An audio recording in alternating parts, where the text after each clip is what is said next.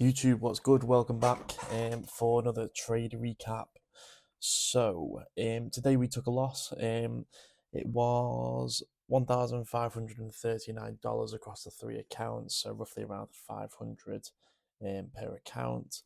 Obviously, we got the three accounts. So, yeah, we're just literally just going to go straight into today. Because I think it's just one of them trades where it's just it's a loss. It happens. This is part of trading. I don't think, even looking back at it, there was particularly too much wrong with my setup. Not mad about it. I wasn't mad about it at the time.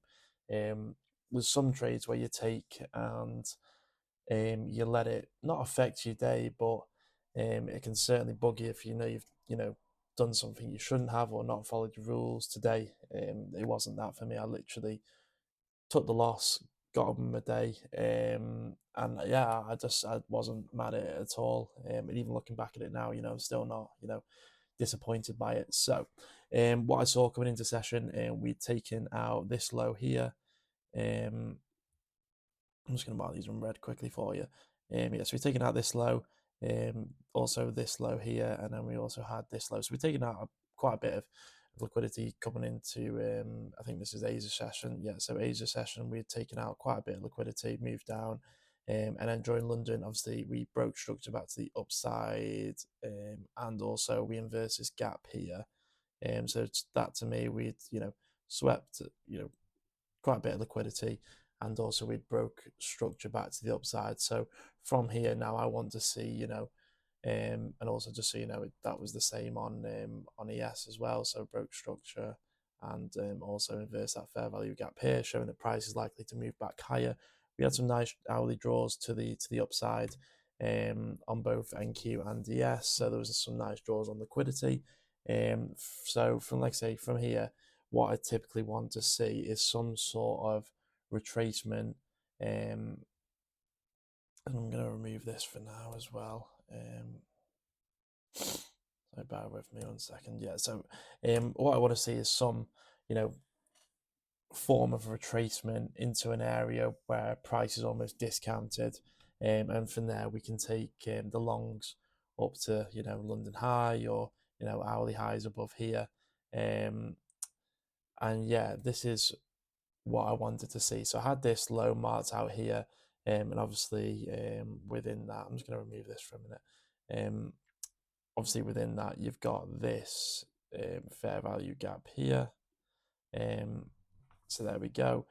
So I wanted to see price sort of ideally take out this low and then move into this area and respect that area.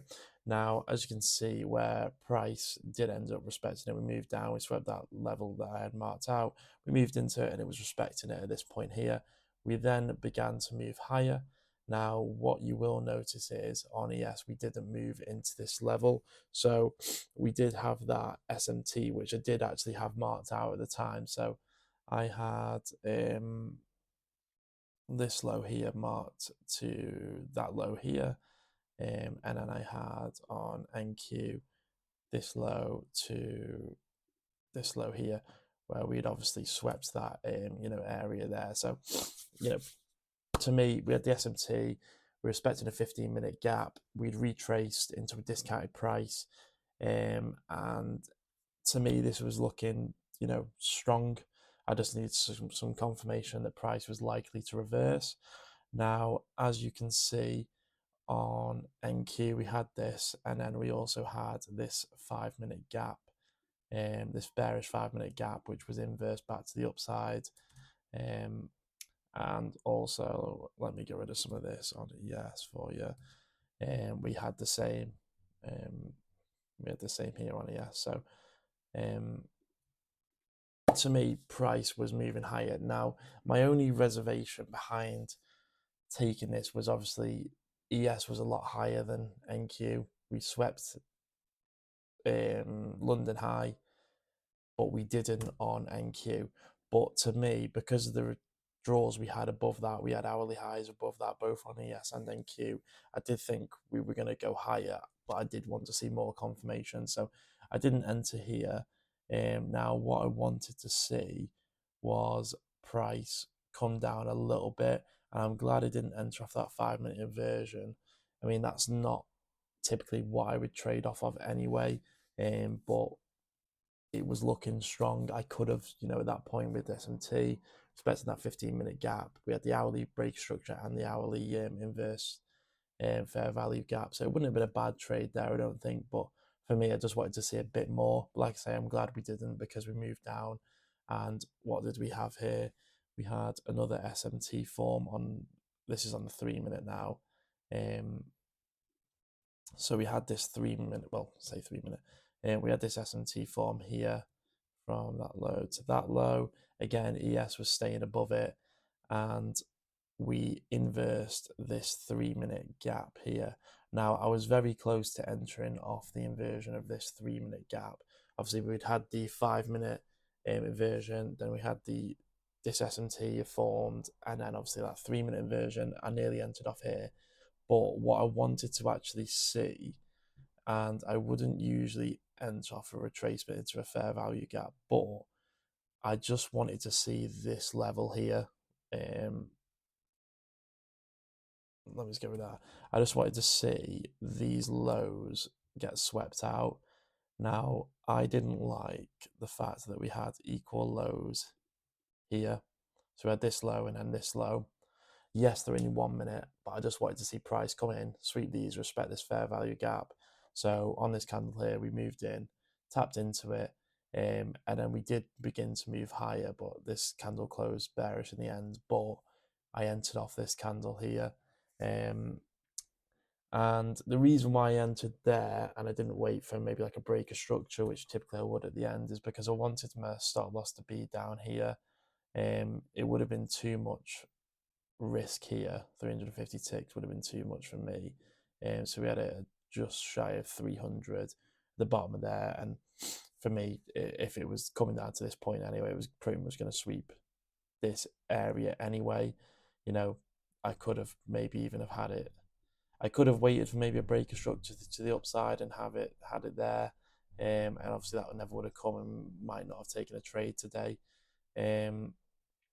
But with the confirmation that we did have, we had, two SMTs to work with. We had two inversion fair value gaps that we worked with. And yeah, in my head, I was always going to enter once this bit was swept anyway. I just wanted price to come lower. I could have entered, on that 3 minute inversion and been stopped out earlier. I didn't. I waited for these lows to be taken out because I did think price was likely going to come and tap into this fair value gap here and also sweep these lows out. So that's where I entered. As you can see, we very briefly moved up, but very quickly moved back down and just stopped me out. But like I say, I'm absolutely not mad about this trade today at all. I think some losses are just par trading, even if the setups are there. So this is nothing to get down about. So what I'm going to do is I'm going to leave a screenshot now of the accounts just so you can see the updated balance. So on screen you can see where they're at now. And then I'm quickly going to move over to this so you can see my monthly P&L. So first trade of the week today, down 530. I believe the other two accounts were just 503 each.